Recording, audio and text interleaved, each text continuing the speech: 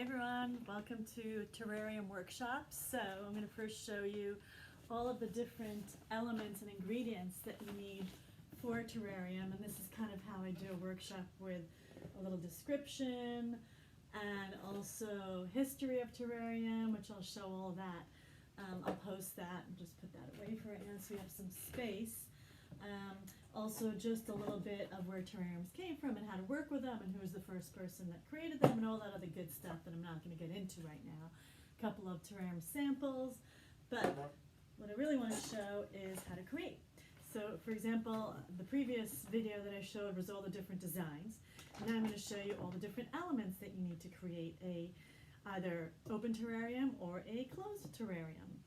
So this is a moss design as I showed previously, and I'm going to show that in an empty container, and that's just using a variety of different mosses, different types of nature elements like stones and all types of goodies like that.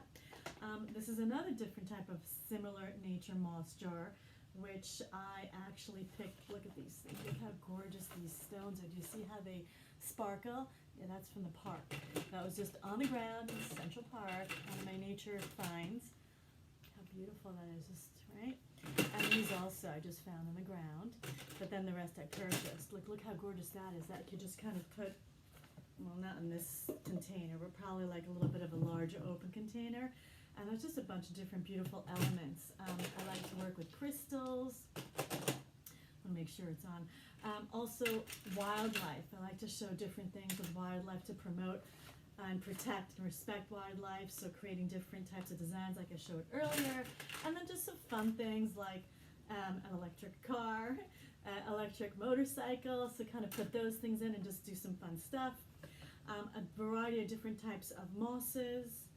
Also, sometimes I like to incorporate some synthetics, only because these are very long lasting. You don't have to do anything with them, and they can completely be repurposed and reused.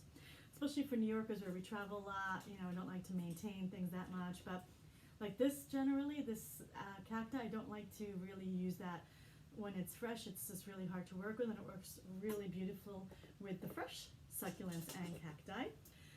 And then the tools that you would need is like a brush, right? So you can just kind of clean everything. Spoon to dig everything out. These thongs so that you can kind of work around stuff. I have a few of those.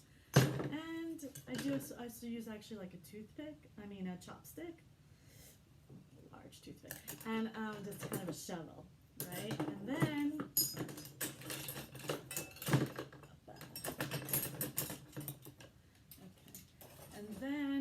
all sorts of different containers. We're going to work with this one today, this beautiful open container, and also this container, which actually could be used for anything after, any type of jewelry or whatever.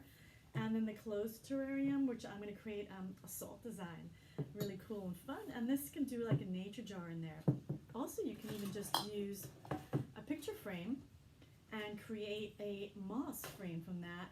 And that really is just bringing nature indoors. The whole concept, for me at least, of working with plants is bringing nature indoors and being surrounded by plants and nature elements. So let's begin. I'm going to put some of these things just on the side so we have space to work. All right. Yes. Okay. Now, I am going to use today the two beautiful yellow cacti. And then,